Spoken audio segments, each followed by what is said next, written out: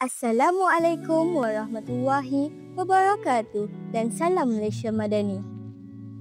Pohon pepaya tiada berduri, tumbuh bersama bunga melati. Izinkan saya perkenalkan diri, moga-moga menyentuh hati. Nama diberi Nur Aisyah Umairah binti Muhammad Raimi, berumur 12 tahun. Merupakan anak didik Sekolah Rendah Arab Zaim Al-Faizin yang terletak di Alur Gajah Melaka. Kod sekolah saya ialah MCT 0002. Pada waktu lapang, saya gemar memanfaatkan masa dengan membaca buku cerita. Dalam video ini, saya merasa amat teruja untuk berkongsi tentang sebuah buku cerita yang pernah saya baca berjudul Rumah Semut Kuala Abai.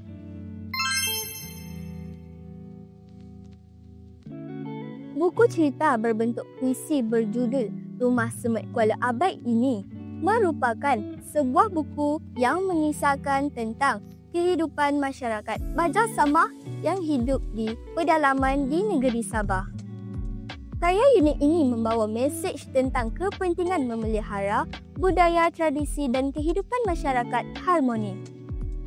Karya nukilan sastrawan negara kita iaitu Siti Zainul Ismail ini sangat menarik dan syarat dengan pengajaran dalam kehidupan seharian, terutamanya kepada golongan muda.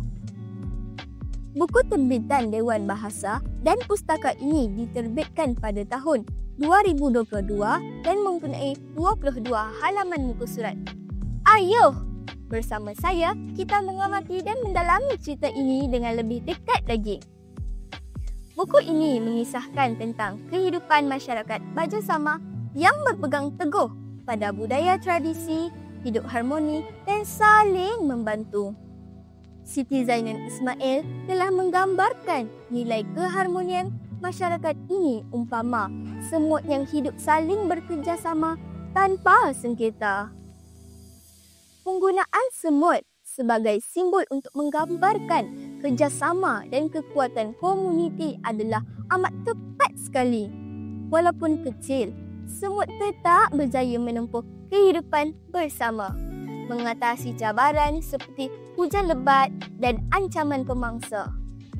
Mereka tetap tabah dan sentiasa bersyukur untuk rezeki yang mereka terima. Seterusnya, buku ini membawa kita menelurusi kehidupan masyarakat Bajau Samah di Kuala Abai, Sabah. Di dalam bentuk puisi, penulis berjaya menggambarkan kehidupan Bajau Samah yang kaya dengan budaya tradisi. Antaranya, penulis menceritakan tentang pakaian tradisional perempuan Bajau Samah iaitu memakai serimpak di kepala dan menggunakan mandapun di bahagian dada. Juga disebutkan tentang sejenis kuih tradisi mereka iaitu kuih panjaram. Selain itu, penulis juga menceritakan tentang aktiviti utama masyarakat Bajau Samah iaitu membuat kraf tangan dari daun serdang. Semuanya dilakukan dengan penuh kasih sayang dan semangat gotong royong. Terdapat banyak pengajaran yang boleh dijadikan iktibar dalam kehidupan sehari-hari di dalam buku yang berjudul Rumah Semut Kuala Abai.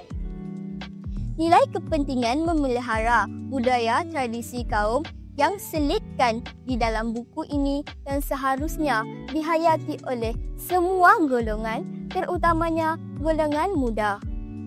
Masyarakat yang hidup harmoni dan bersatu padu juga merupakan nilai yang perlu kita contohi di dalam karya ini. Walaupun masyarakat Bajau Samah hidup di desa, tetapi mereka saling bekerjasama, saling bantu-membantu dan bersatu padu dalam kegiatan kehidupan seharian. Dalam masa yang sama, gaya penulisan karya ini sangat menarik dan mudah difahami. Walaupun perceritaan berbentuk puisi, namun bahasa yang digunakan juga sangat dekat dengan jiwa anak-anak remaja. Walaupun karya ini berbentuk puisi, namun ia boleh difahami oleh pelbagai peringkat umur. Penggunaan bahasa dan pemilihan kata yang tepat membolehkan pembaca muda seperti saya dapat memahami isi kandungan dan mesej yang ingin disampaikan. Bahkan, buku ini juga mempunyai ilustrasi pada setiap halaman, memudahkan pelajar seperti saya untuk memahami maksud puisi yang ingin disampaikan. Akhir kata, buku yang berjudul Rumah Semut Kuala Abai ini mempunyai banyak pengajaran yang boleh dijadikan iktibar, terutamanya pada pembaca muda. Terima kasih kerana mendengar perkongsian saya. Saya harap anda semua terinspirasi untuk membaca buku ini. Sekian.